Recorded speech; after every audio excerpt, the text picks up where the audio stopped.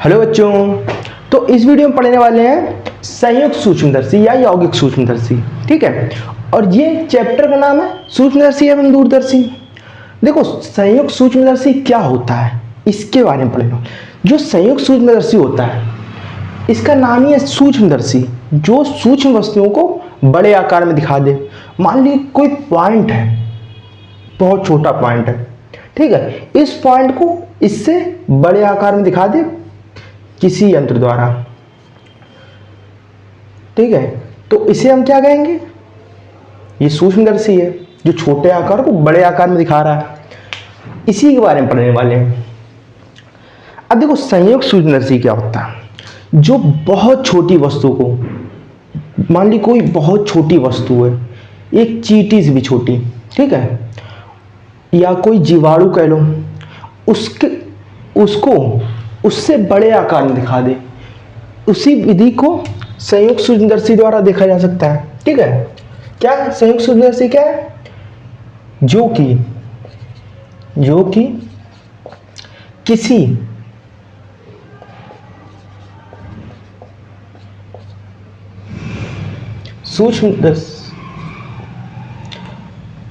सूक्ष्म या आप कह सकते हो बहुत छोटी, सूक्ष्म को बहुत छोटी वस्तु को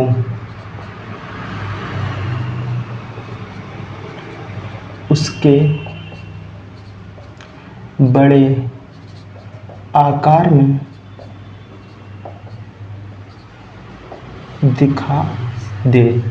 दिखा दे उसे, जो कि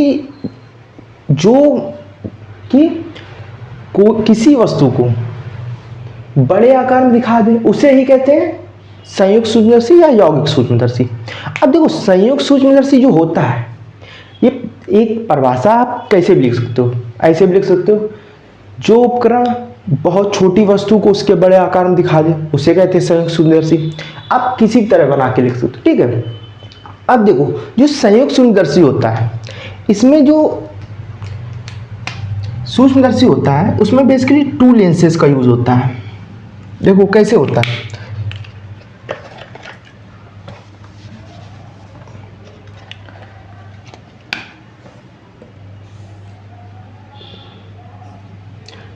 ये रॉड होती है, बहुत पतली सी रॉड होती है। ठीक है, अब जो रॉड होती है, इसमें 2 लेंसेज लगे होते हैं, और दोनों जो लेंस होते हैं वो लेंस अपने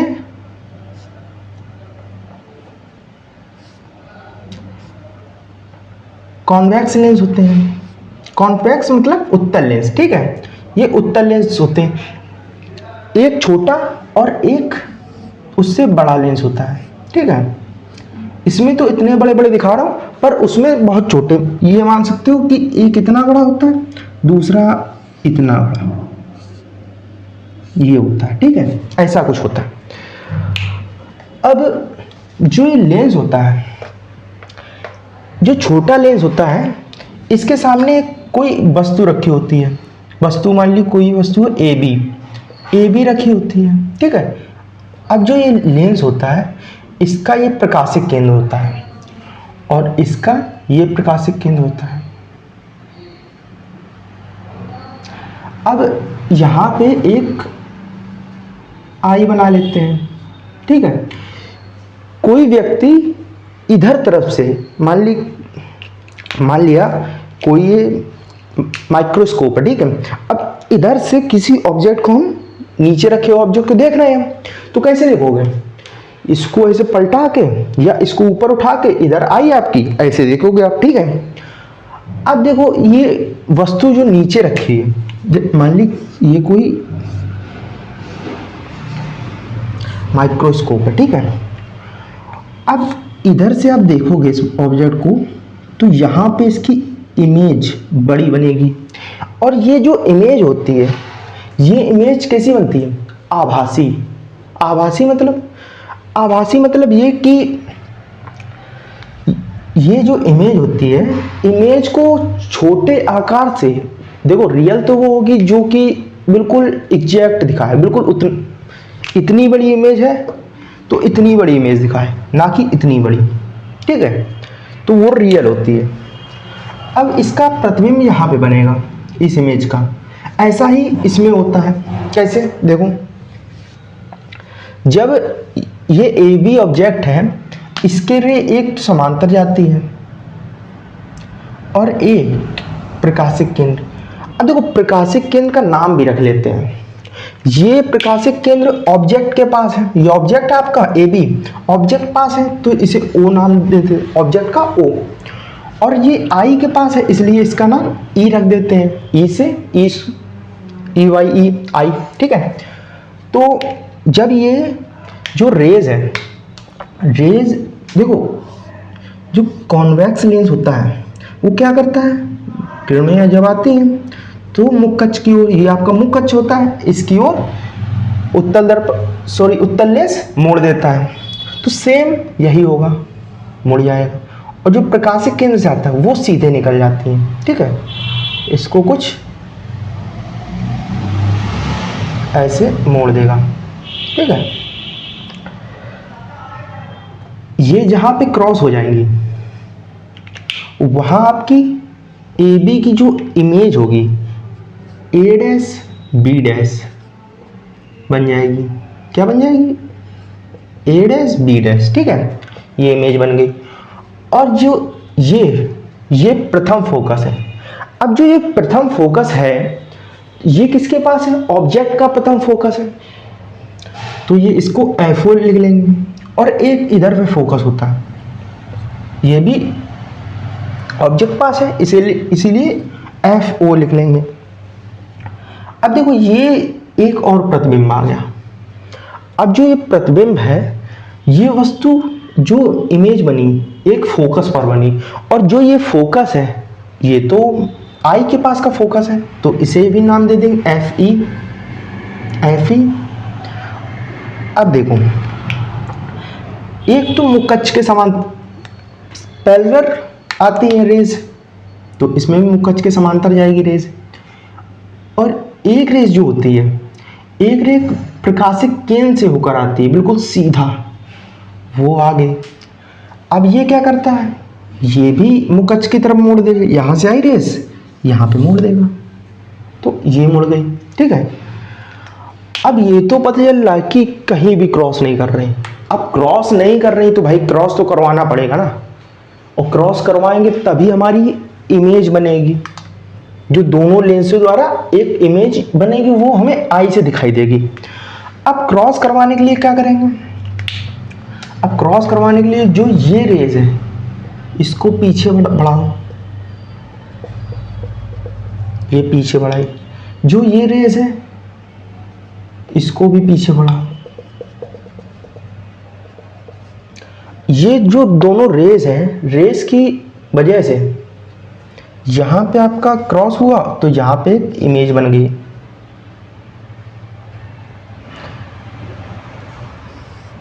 ठीक है। ये एक इमेज बन गई जिसे हमने नाम दे दिया A double dash B double dash. एक ये इमेज बनी थी और एक इस लेंस के द्वारा ये इमेज बन गई, ठीक है। अब देखो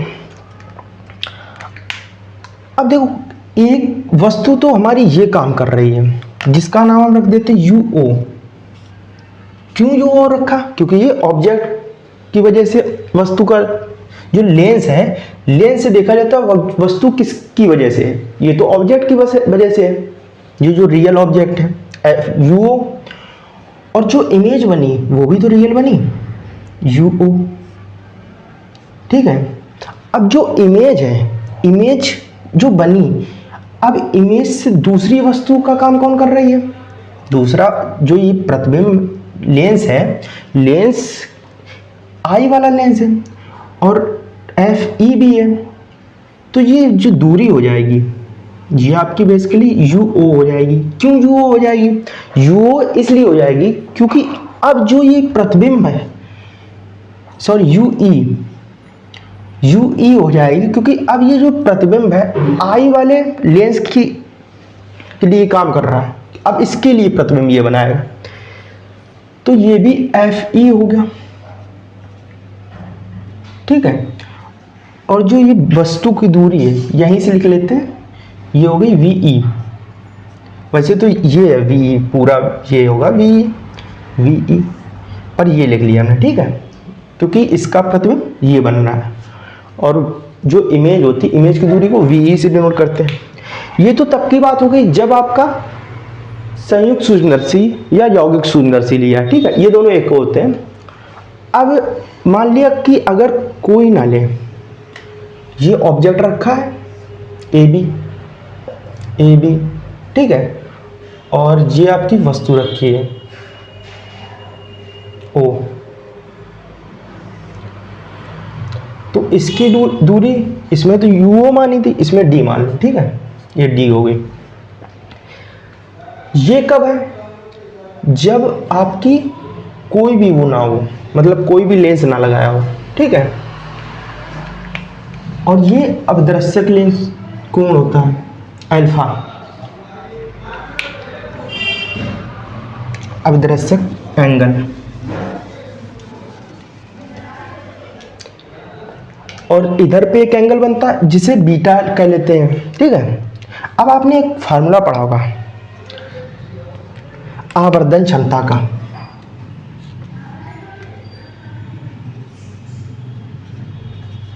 आवर्धन क्षमता, जो लेंस की आवर्धन क्षमता होती है वो क्या होती है? m equals beta upon alpha. ये अब जब बीटा और अल्फा बहुत छोटा हो तो टेन ले सकते हैं, टेन बीटा, या कह सकते हो टेन का ऊपर नीचे गुणा करवा दिया, tan beta upon tan alpha, ठीक है। अब देखो एक आपका ये एंगल बन रहा है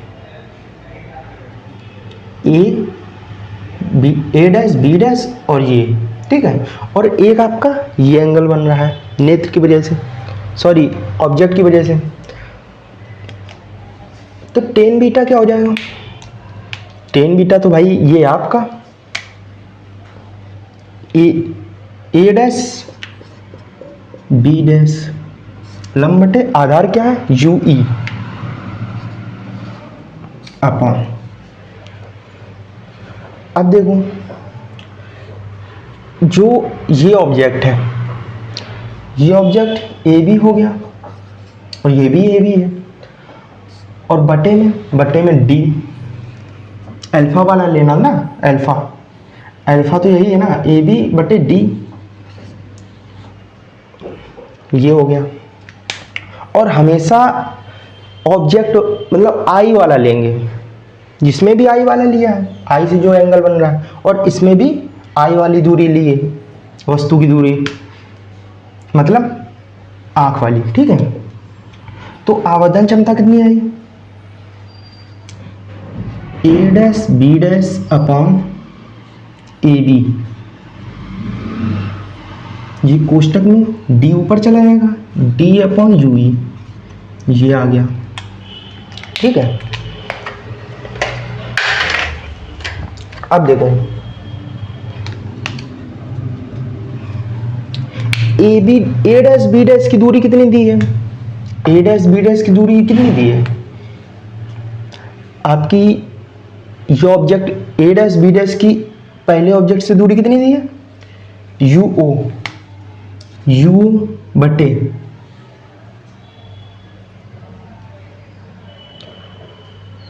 और AB की दूरी कितनी दी है? माइनस का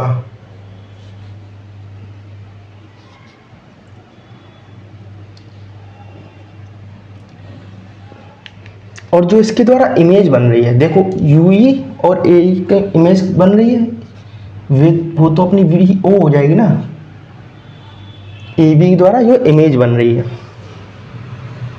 वो क्या हो जाएगी? सॉरी VO, जी आपका VO upon UO, A dash B dash क्या होगा? VO अपॉन AB क्या हो जाएगा? माइनस का UO, क्या माइनस का UO upon D upon UE, ये आपका आवर्धन क्षमता का फार्मूला आ गया, ठीक है। देखो क्या किया है, पहले तो tan beta upon tan alpha. Beta आपका इधर दिया है, ठीक है, और अल्फा आपका जो नेत्र द्वारा डायरेक्ट बनता है किसी वस्तु पर, किसी वस्तु को हम देख रहे हैं, मैंने मान लिया इस कैमरे को देखा, इसको डायरेक्ट मैं देख रहा हूँ ना, किसी लेंस की वजह से तो नहीं देख रहा, तो वो अल्फा एंगल होता। बीटा का क्या हो गया, ए बी और यूई, ठीक है, ए बी ये वाला हो गया अल्फा का, ए बी अपॉन डी लंब बटे आधार, ठीक है। अब ए बी के पास ये आ गया बटे में A dash B dash upon A B, और डी ऊपर चला गया डी अपॉन यूई, ठीक है। अब देखो जो ए बी दिया है ए डैश बी डैश, उसकी पहले लेंस से दूरी कितनी दी है, यूओ हो गई, सॉरी वीओ हो गई, प्रतिबिंब की दूरी है ना वीओ, और इसकी दूरी कितनी हो गई ए बी की यूओ, और माइनस का क्यों हुआ, क्योंकि ये माइनस पे है। अगर आप इधर जाते हो तो माइनस का यू, इधर जाओगे प्लस का, अगर वस्तु इधर रखी होगी। और जो ऑब्जेक्ट होता है ऑब्जेक्ट को हमेशा माइनस का लेते हैं, क्यों, क्योंकि वो हमेशा जो लेंस होता है लेंस के उधर ही होगा, इधर नहीं होगा कभी भी। जैसे इसकी भी दूरी लेंगे तो इसकी इससे माइनस लेंगे, ठीक है, ये आपका होगा। अब बात करते हैं जब ये जो वस्तु है वस्तु अनंत पर हो, ठीक है, सॉरी वस्तु का जो प्रतिबिंब है वो अनंत पर हो, क्या प्रतिबिंब कहाँ हो,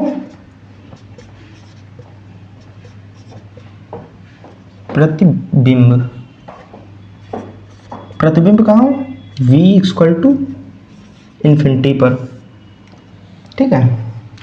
अब जब v इन्फिनिटी हो गया, vo, ठीक है, vo इन्फिनिटी हो गया तो क्या होगा, 1/f इक्वल्स लेंस का फॉर्मूला में 1/v माइनस 1/u, और vo u और f कर देंगे क्योंकि ऑब्जेक्ट की वजह से लेंगे, ठीक है। अब देखो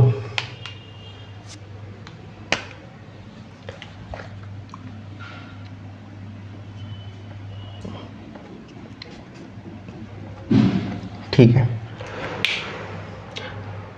ये इसको हटा दो। अब 1/f इक्वल्स क्या हो जाएगा, अगर मान लिया ये प्रतिबिंब की वजह से है तो प्रतिबिंब का ही लेना पड़ेगा, ठीक है, वो मैंने ऑब्जेक्ट की बात कर ली थी, तो एफ ही हो जाएगा, एफ ही, और इधर भी एफ ही हो जाएगा, वी भी प्रतिबिंब कीजिए, वी ई और यू ई, ठीक है। अब देखो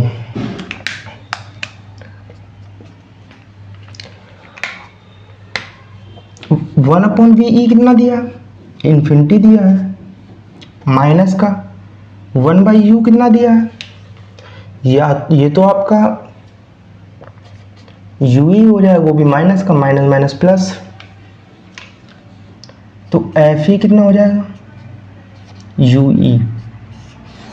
ये अगर FE UE हो है तो आवर्धन क्षमता क्या आएगा, आवर्धन क्षमता बराबर M बराबर VO अपॉन माइनस का U, ये माइनस इधर लिख सकते हो, ठीक है, D अपॉन, देखो UE बराबर क्या दिया आपका FE, UE बराबर FE, तो FE इधर रख दो, ये आपका जब का फार्मूला आ जाता, जब प्रतिबिंब इसका अनंत पर बने। ये मान लिया प्रतिबिंब अनंत पर बने, ठीक है। अब मान लिया प्रतिबिंब अनंत पर ना बने तो क्या होगा, क्या हो जाए, प्रतिबिंब अनंत पर ना बने,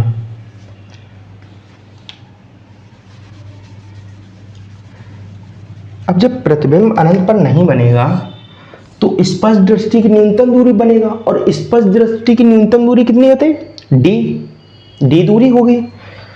तो जब क्या कब बने, स्पष्ट दृष्टि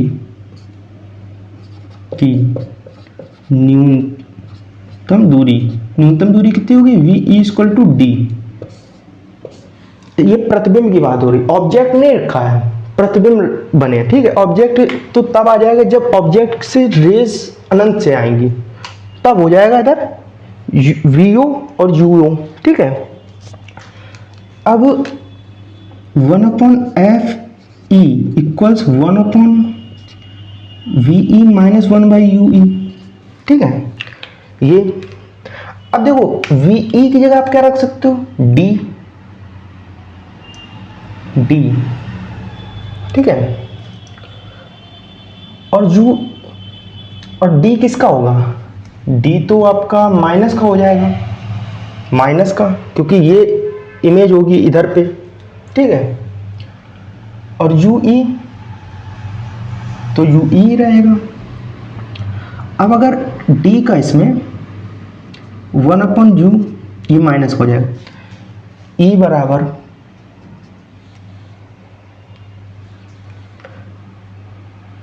ये माइनस का है, ठीक है।